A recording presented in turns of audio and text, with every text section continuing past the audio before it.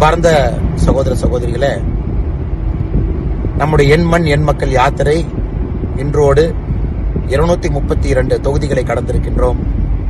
சற்று நேரத்திற்கு முன்பு 232வது தொகுதியாக மதுராந்தகத்தை கடந்துவிட்டு நாளை மறுநாள் திருப்பூரிலே காலையிலே 233, 34வது தொகுதியை கடக்க இருக்கின்றோம்.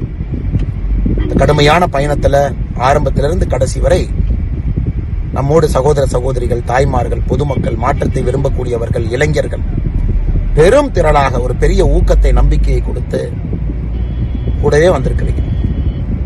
மிகப்பெரிய ஒரு எழுச்சியை ஏற்படுத்தி இருக்கின்றீர்கள். தமிழக அரசியலில் இத்தனை காலமாக நாம் எதிர்பார்த்த மாற்றம் நிச்சயமாக 2024 பாராளுமன்ற தேர்தலில் நடக்கப் போகுது என்பது நமக்கு மிக தெளிவாக தெரிய ஆரம்பித்திருக்கிறது. ஒரு பக்கம் மோடி ஐயாவுடைய அற்புதமான ஆட்சி, மற்றொரு பக்கம் தமிழக பாரதிய ஜனதா கட்சி